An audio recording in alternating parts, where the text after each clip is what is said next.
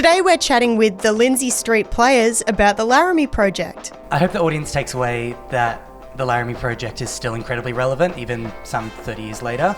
The Vegjo will fill you in on some news from the Dirty Bird specialists, and Dan will tell you about Jimmy Barnes returning to the stage for the Red Hot Summer Show in the Hunter. Produced on Awabakal and Warramai land, this is The Good Stuff on Newcastle Live. This is Good. good stuff.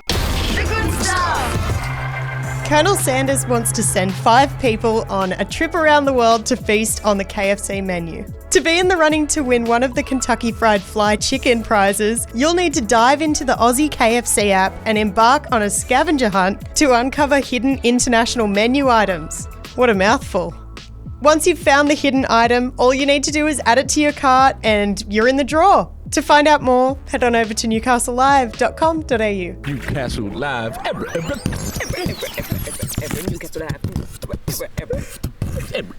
Newcastle Live. The hard-hitting play The Laramie Project is currently on at Young People's Theatre. We chatted with the creative team behind this production, Joe, Samuel and Zip. If I had to summarise the Laramie Project, it's certainly a really confronting and challenging piece of theatre, but it's focused around the death of Matthew Shepard back in the 90s. He was unfortunately murdered for being gay in Laramie, Wyoming, and it was one of the first gay hate crimes that was caught national attention and international attention, and it really brought the entire world's focus upon gay hate crimes and hate towards the queer community in general. So the Tectonic Theatre Company from New York decided to go to the Laramie city or town and interview the residents of the town about how they, experienced the crime and what their reactions were to it. So the play is made up of verbatim interviews from all of the different residents, and it really ranges from a lot of people being very supportive of the queer community, and you also hear voices of people who aren't supportive, because it is in the Midwestern area of America, so there are a lot of people that come from the Bible Belt area of America, so you get a really diverse range of views throughout the play. You have kind of a tiny cast, right, that's playing all of these different characters. How did you pick the cast? Yes, please, let me take this one. We have a cast of 13 phenomenal performers, and between them they're playing over 70 different characters, which is quite the challenge considering also the context of the performance. But it's being a verbatim piece, they all had to learn their scripts to the letter. All the ands and buts have to be there because we have to be loyal to the interviews. I think there were about 200 the Tectonic members put together to write the script. So we've got 3 acts. 2 intervals, and over 70 different characters that our cast become through not much in the way of props or costumes, more so in physical theatre and vocal. Why is it so important to you to be showing this play? You want to take it, Sue?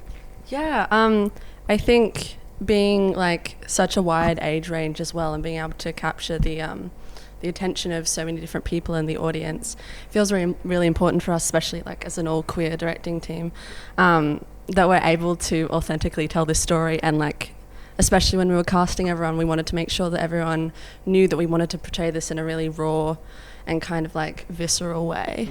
And so making sure that was at the forefront of everything we were trying to say with the piece, and just really making sure it hit where it needed to.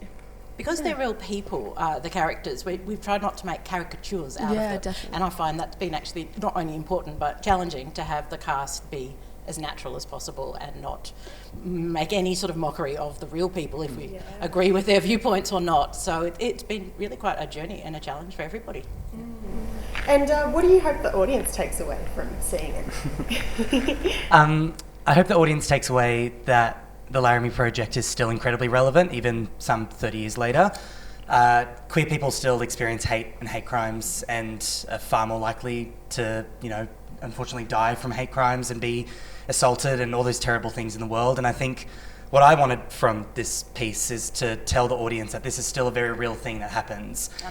Unfortunately. And for us, we realised that somewhat spookily that I'm the age that Matthew was when he passed, and Joe is the age Matthew would have been had he survived. Yes. Yeah. Which is really intense to process, Yeah, because I am one step away from being in Matthew's position as a queer person who is also a aspiring human rights lawyer. That's the direction he was going in. And also he was involved in community theatre. So I feel this real kinship to him. And I want the audience to understand that this show will always be relevant until, proper social change happens. And without political, challenging, confronting, raw, genuine pieces of theatre like this, that change isn't going to happen. So I just think it's really important that no matter whether you're queer or not, that you come see pieces of theatre like this, because it helps change and shift your worldview entirely. That matters. Yeah, and so you've just had your first weekend of the Laramie Project. How did it go? Opening night was a standing ovation, which was beyond awesome and a little bit not unexpected, because we know how awesome our cast in our show is, but it was just a phenomenal feeling. We had audience crying and standing, and we couldn't have asked for a better opening, to be honest. Yeah, it seems like it's really hit home for a lot of people, and a lot of people left the theatre saying that they, it shifted the way that they thought about things or gave them a totally new perspective on this topic. So it sounds like we're doing our job, and that this play is really doing the thing that it's supposed to, which is amazing to hear. Yes. Perfect. All right, that was so great. Thank you. This is where it Sounds good. good stuff. Barnsey will make his triumphant return to the stage this April in the Hunter as part of the Red Hot Summer Tour.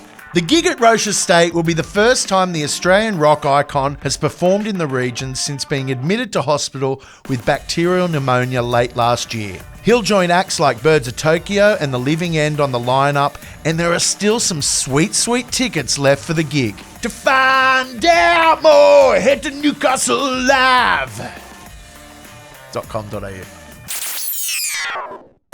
The good stuff. That's it for the good stuff today. I'd love to say a big thank you to Joe, Samuel and Zippie from Lindsay Street Players. Make sure that you go and see the Laramie Project. This production is super high quality and it's in a local theatre. Go off and buy your tickets now, and we'll see you tomorrow from 4 p.m. for more of the good stuff.